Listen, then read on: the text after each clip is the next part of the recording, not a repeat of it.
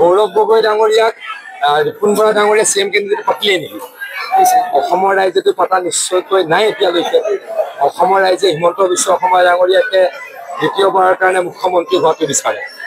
গৌৰৱ গগৈ ডাঙৰীয়াক যদি অসমৰ ৰাইজে মুখ্যমন্ত্ৰী হোৱাটো বিচাৰিলে হয়, তেখেতৰ নিজৰ সমষ্টি যোৰহাট লোকসভাত ইমান বিধ্বস্ত ৰূপ নিৰ্বাচনত নাপালে হয়, ইমান ফলাফল বিধ্বস্ত নহ'ল হয়।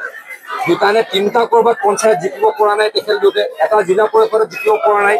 গতিকে অসমৰ ৰাইজে যদি গৌৰৱ গগৈ ডাঙৰীয়াক মুখ্যমন্ত্ৰী হিচাপে বিচাৰিলে হয়, তাৰ ফলাফল গৌৰৱ গগৈ ডাঙৰীয়াৰ নিজা সমষ্টি যোৰহাটত এই পঞ্চায়ত নিৰ্বাচনত তেওঁলোকৰ ভাল ফলাফল প্ৰদৰ্শন কৰি দেখুৱালে হয়।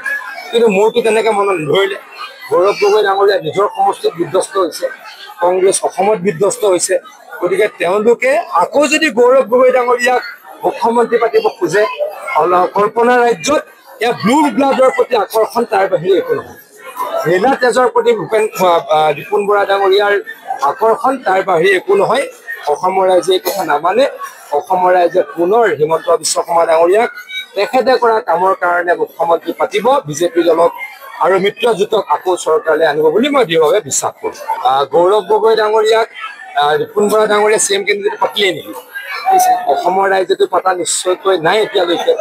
অসমৰ ৰাইজে হিমন্ত বিশ্ব শৰ্মা ডাঙৰীয়াকে দ্বিতীয়বাৰৰ কাৰণে মুখ্যমন্ত্ৰী হোৱাটো বিচাৰে। গৌৰৱ গগৈ ডাঙৰীয়াক যদি অসমৰ ৰাইজে মুখ্যমন্ত্ৰী হোৱাটো বিচাৰিলে হয়, তেখেতৰ নিজৰ সমষ্টি যোৰহাট লোকসভাত ইমান বিধ্বস্ত ৰূপ নিৰ্বাচনত নাপালে হয়, ইমান ফলাফল বিধ্বস্ত নহ'ল হয়। দুটা নে তিনিটা ক'ৰবাত পঞ্চায়ত জিকিব পৰা নাই তেখেতলোকে, এটা জিলা পৰিষদত জিকিব পৰা নাই। গতিকে অসমৰ ৰাইজে যদি গৌৰৱ গগৈ ডাঙৰীয়াক মুখ্যমন্ত্ৰী হিচাপে বিচাৰিলে হয়, তাৰ ফলাফল গৌৰৱ গগৈ ডাঙৰীয়াৰ নিজা সমষ্টি যোৰহাটত এই পঞ্চায়ত নিৰ্বাচনত তেওঁলোকৰ ভাল ফলাফল প্ৰদৰ্শন কৰি দেখুৱালে হয়। কিন্তু মোৰতো তেনেকৈ মনত নধৰিলে। গৌৰৱ গগৈ ডাঙৰীয়া নিজৰ সমষ্টিত বিধ্বস্ত হৈছে, কংগ্ৰেছ অসমত বিধ্বস্ত হৈছে। গতিকে তেওঁলোকে আকৌ যদি গৌৰৱ গগৈ ডাঙৰীয়াক মুখ্যমন্ত্ৰী পাতিব খোজে, কল্পনা ৰাজ্যত এয়া ব্লু ব্লাডৰ প্ৰতি আকৰ্ষণ, তাৰ বাহিৰে একো নহয়। নীলা তেজৰ প্ৰতি ৰিপুণ বৰা ডাঙৰীয়াৰ আকৰ্ষণ, তাৰ বাহিৰে একো নহয়। অসমৰ ৰাইজে এই কথা নামানে। অসমৰ ৰাইজে পুনৰ হিমন্ত বিশ্ব শৰ্মা ডাঙৰীয়াক তেখেতে কৰা কামৰ কাৰণে মুখ্যমন্ত্ৰী পাতিব, বিজেপি দলক আৰু মিত্ৰজোঁটক আকৌ চৰকাৰলৈ আনিব বুলি মই দৃঢ়ভাৱে বিশ্বাস কৰোঁ। গৌৰৱ গগৈ ডাঙৰীয়াক ৰিপুণ বৰা ডাঙৰীয়া CM কেণ্ডিডেট পাতিলে নেকি? অসমৰ ৰাইজেতো পতা নিশ্চয়কৈ নাই এতিয়ালৈকে।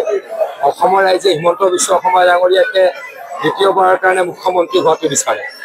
গৌৰৱ গগৈ ডাঙৰীয়াক যদি অসমৰ ৰাইজে মুখ্যমন্ত্ৰী হোৱাটো বিচাৰিলে হয়, তেখেতৰ নিজৰ সমষ্টি যোৰহাট লোকসভাত ইমান বিধ্বস্ত ৰূপ নিৰ্বাচনত নাপালে হয়, ইমান ফলাফল বিধ্বস্ত নহ'ল হয়। দুটা নে তিনিটা ক'ৰবাত পঞ্চায়ত জিকিব পৰা নাই তেখেতলোকে, এটা জিলা পৰিষদত জিকিব পৰা নাই।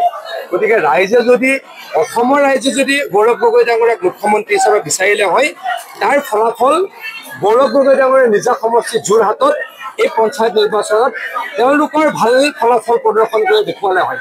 কিন্তু মোৰতো তেনেকৈ মনত নধৰিলে। গৌৰৱ গগৈ ডাঙৰীয়া নিজৰ সমষ্টিত বিধ্বস্ত হৈছে, কংগ্ৰেছ অসমত বিধ্বস্ত হৈছে। গতিকে তেওঁলোকে আকৌ যদি গৌৰৱ গগৈ ডাঙৰীয়াক মুখ্যমন্ত্ৰী পাতিব খোজে, কল্পনা ৰাজ্যত এয়া ব্লু ব্লাডৰ প্ৰতি আকৰ্ষণ, তাৰ বাহিৰে একো নহয়। নীলা তেজৰ প্ৰতি ৰিপুণ বৰা ডাঙৰীয়াৰ আকৰ্ষণ, তাৰ বাহিৰে একো নহয়। অসমৰ ৰাইজে এই কথা নামানে।